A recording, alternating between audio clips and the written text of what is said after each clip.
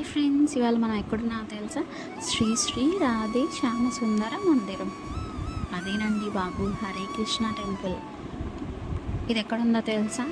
కపిల్ తీర్థం ఆపోజిట్లోనే ఉంది. ఇంతకీ మనం ఇక్కడికి ఎందుకు వచ్చామో తెలుసా?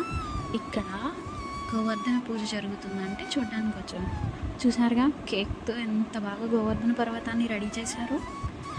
ఎలాగో గోవర్ధన పర్వతాన్ని చూశారు కాబట్టి దాని కథ గురించి కూడా తెలుసుకుందాం.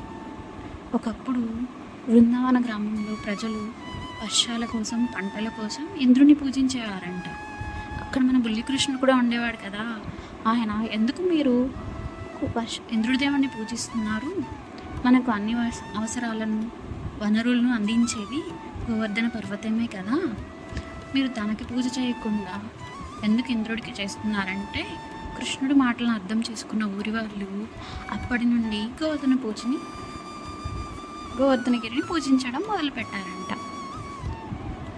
అది తెలుసుకున్న ఇంద్రుడు ఆగ్రహంతో, నన్ను కాదని మీరెలా గోవర్ధన పర్వతాన్ని పూజిస్తారని కోపం తెచ్చుకొని అక్కడున్న వాళ్ళకి ఎలాగైనా బుద్ధి చెప్పాలని చెప్పి బలమైన గాలులతో తీవ్ర తుఫాను కురిపించాడంట. ఆ గాలులను, వర్షాన్ని తట్టుకోలేక ప్రజలు ఇబ్బంది పడుతూ ఉంటే మన బుల్లికృష్ణుడు ఊరికే ఉంటాడా అండి?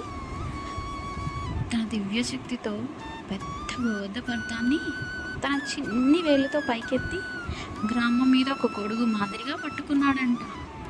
అది 7 రోజులు, అంటే 7 రాత్రులు 7 పగళ్ళు కృష్ణుడు ఆ పర్వతాన్ని ఎత్తి పట్టుకునే ఉన్నాడంట. అక్కడున్న ప్రజలకు, జంతువులకు ఆ కొండ కింద ఆశ్రయం కలిగించాడంట.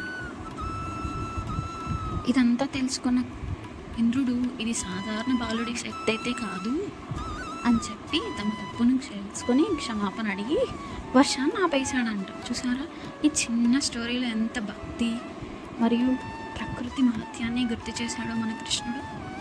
అలాగే మేము ఇక్కడికి వచ్చినప్పుడు కూడా మాకున్న కష్టాలన్నీ ఒక్క క్షణం మర్చిపోయామండి. ఎంత స్ట్రెస్లో ఉన్నా అక్కడ అంత బాగా ఉందంటే అంత బాగుంది. అంతేకాకుండా కార్తీక మాసం ఫస్ట్ దీపం కూడా మేము అక్కడే పెట్టాము. అక్కడున్న వాళ్ళంతా చూడండి ఎంత బాగా హ్యాపీగా ఎంజాయ్ చేస్తున్నారో. మొత్తం వాళ్ళకున్న ప్రాబ్లమ్స్ ఏమైనా ఉన్నా అన్నీ ఒక్క సెకండ్ అలా మర్చిపోయి, అక్కడున్న వాళ్ళు ఒకరికొకరు పరిచయం లేకపోయినా ఎన్నో ఏళ్ళ నుంచి పరిచయం ఉన్నట్టు కలిసి డ్యాన్స్ చేస్తున్నారు. అవునా, మేబీ ఆ ఒక్క సెకండ్ అన్నీ మర్చిపోయి ఉంటారు. ఎంత హ్యాపీగా ఉంది కదా. అన్నట్టు మీకు చెప్పలేదు కదా, ఫస్ట్లో మనకు గోవర్ధన పర్వతాన్ని కేక్తో చేశారని చూపించాను కదా, దాన్ని లాస్ట్లో అందరికీ ప్రసాదంగా కూడా పంచారండి. చూడండి ఇదే అండ్. ఇలాంటి మరిన్ని వీడియోలు కావాలి అనుకుంటే please subscribe my channel our unscripted life and don't forget to like, share and subscribe. Thank you.